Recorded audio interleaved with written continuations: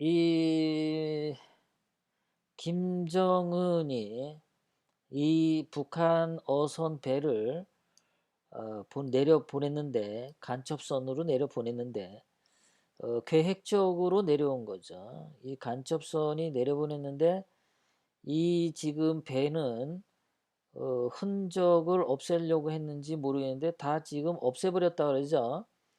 이러한 배는 영구 보존해서 연구를 해야 되잖아요. 북한 그 어선의 재질이라든가 북한 어선이 몇 킬로미터를 갈 수 있는지, 뭐 엔진 성능이라든가 그 몇 명이 탈 수 있는지 그런 것들을 종합 분석하기 위해서는 이런 것들은 보존을 해야 되는데 뭐가 급해서인지 벌써 다 해체해 버렸다 그러죠.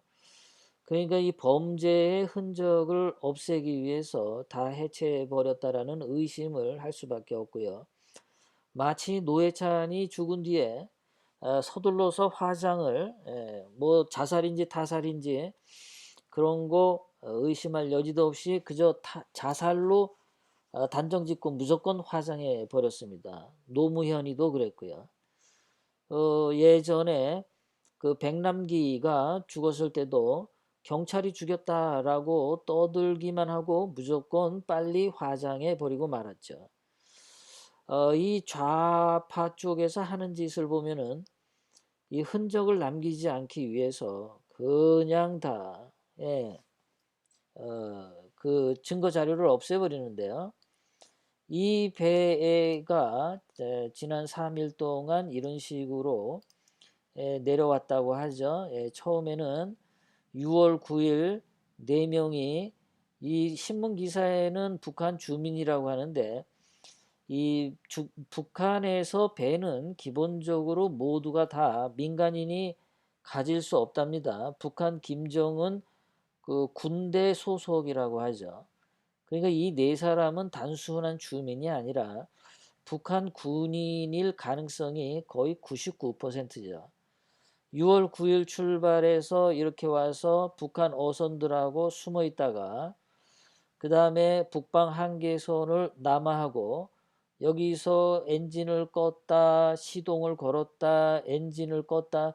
제가 보기에는 여기서 기상 악화로 표류가 시작된 게 아니라 의도적으로 표류라고 사람들이 인식하도록 위장을 했을 가능성이 굉장히 높다. 그러니까 일부러 엔진을 끄고 일부러 엔진 가동을 해서 이 삼척항에 다다를 수 있도록 울릉도에 가지 않고 표류를 하는데 왜 하필이면 울릉도를 이렇게 비껴서 삼척항까지 가냐 이겁니다. 기상악화라고 하는 것이 이게 웃기는 말이죠. 갖다 붙이기 나름입니다. 그러니까 의심을 받지 않도록 구실을 한 거, 핑계를 대는 겁니다. 그렇게 해서 엔진을 껐다, 가동했다, 엔진 껐다, 엔진 켰다. 그렇게 해서 삼척항에 해장국집 문 열기 10분 전에 6시 50분 삼척항에 도착해서 그 아침 산책 중이던 삼척 주민에게 남조선 동무, 서울에 사는 이모한테 전화 좀 걸려고 하는데 동무 핸드폰 좀 빌려줄매? 하고 이제 물어봤다는 거죠. 그래서 제가 어저께 그게 이모인지 아니면 간첩 접선을 위한 여성 간첩 동무에게 접선하기 위해서 전화하는 건지 그 얘기를 하면서 그 이모가 진짜 이모인지 간첩인지 이 그 군 당국은 엄밀히 조사해 보라고 했는데 신문에 아직 그 이모에 대한 조사는 안 하고 있는 것 같습니다. 자, 이번에 이것이 내려온 것이 어떤 의미가 있었냐면은 삼중 감시를 바보로 만든 북한 어선이었다. 북한 어선이 아니라 해군 배죠.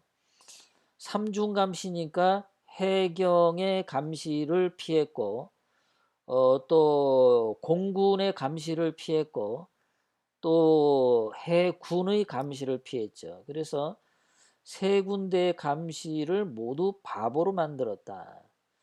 그리고 북한 어선이 삼척 앞바다까지 올 동안 대한민국 국군은 몰랐다. 그리고 군인의 해상 경계 작전 실패. 이것은 변명의 여지가 없어. 라고 지금 얘기를 하고 있는 겁니다. 완전히 대한민국이 뚫린 겁니다.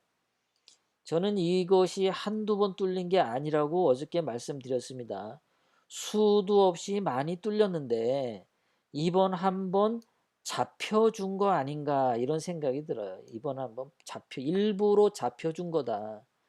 왜냐하면 삼척항에 6시 50분에 안 들어오고 그 전에 뭐 새벽 3시, 4시 이때 들어왔으면 아무도 몰랐을 거 아닙니까? 삼척 항구에 들어와서 자기네들이 밧줄로 묶었다면서요.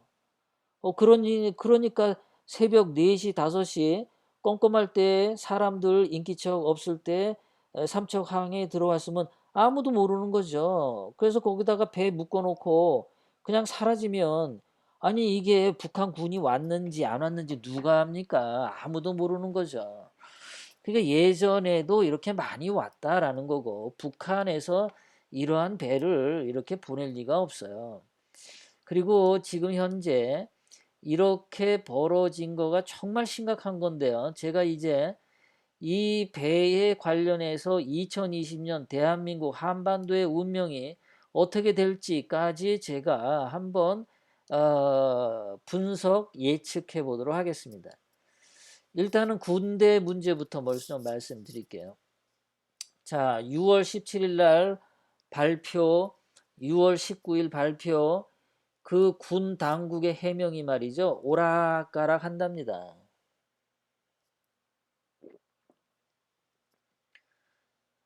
군 당국의 발표가 오락가락 한대요. 이거 얼마나 심각합니까? 그 경계망이 뚫린 것도 심각한데 이것이 어떻게 왔는지 그 상황 파악조차도 지금 군 당국은 못하고 있어요.